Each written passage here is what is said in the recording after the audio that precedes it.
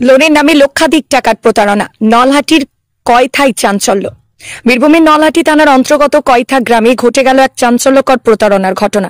গ্রামের অসংখ্য অসহায় মানুষকে স্বনির্ভর করার প্রতিশ্রুতি দিয়ে লক্ষাধিক টাকার প্রতারণার অভিযোগ উঠেছে রশিদা বিবির বিরুদ্ধে।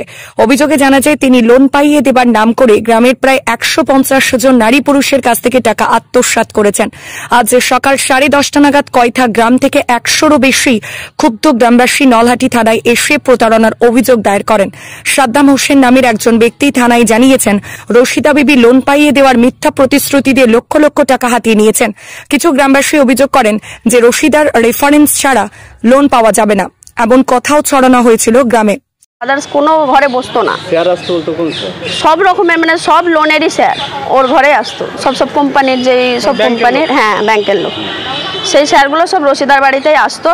হয়তো ও সবকে মানে যে ধরেন নরম কিংবা যাদের অসুবিধা আছে, ফ্যামিলি প্রবলেম, সেরকম টাকার দরকার, তাদেরকে বলছে তোরা অর্ধেক লোনটা তুলে দে, তোদেরকে অর্ধেক টাকা আমি দিব, আমাকে অর্ধেক দিবি, তোদেরকে লোন চালাতে হবে না, আমি চালিয়ে দেবো। সেরকম টাকার তো লোভ সবারই থাকে, যেরকম আমরা গরিব ফ্যামিলি থেকে টাকার একটু আধটু লোভ হবে, যদি আমাদেরকে পরিশোধ না করতে হয় আমরা তো নিবই।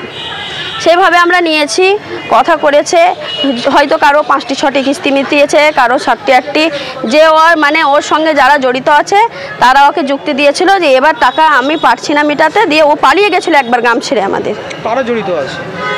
আর একটা বলছে ওর কি নাম, ডাক নাম বেশ বুধু, আর ভালো নাম মুশারফ মল্লিক। সে কি করে?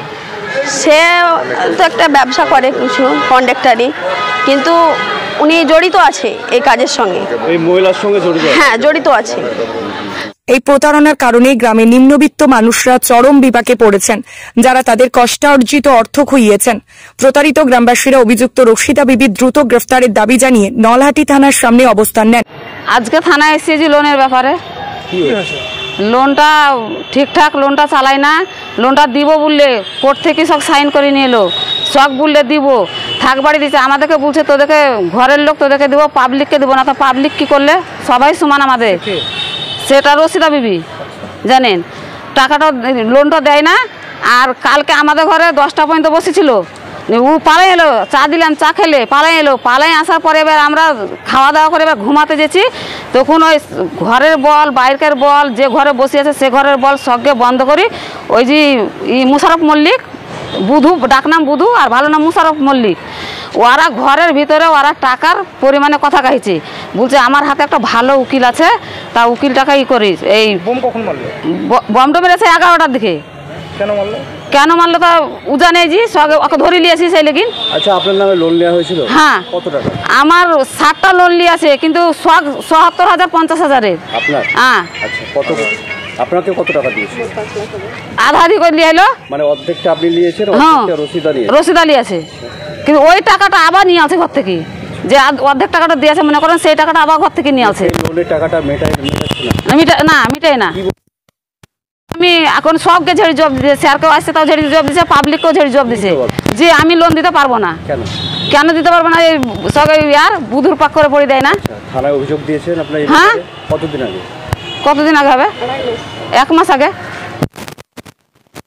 অভিযোগ রয়েছে রশিদার সঙ্গে গ্রামের আর এক ব্যক্তি জড়িয়ে আছেন, যিনি প্রতারণায় সহায়তা করেছেন। এই চাঞ্চল্যকর ঘটনা নলহাটির কয়থা গ্রামের মানুষকে হতবাক করে দিয়েছে। প্রতারিতরা এখন আইনের দ্বারস্থ হয়ে ন্যায় বিচার পাওয়ার অপেক্ষায় রয়েছেন। নলহাটি থেকে মিজানুর রহমানের রিপোর্ট, জনকণ্ঠ টিভি নিউজ।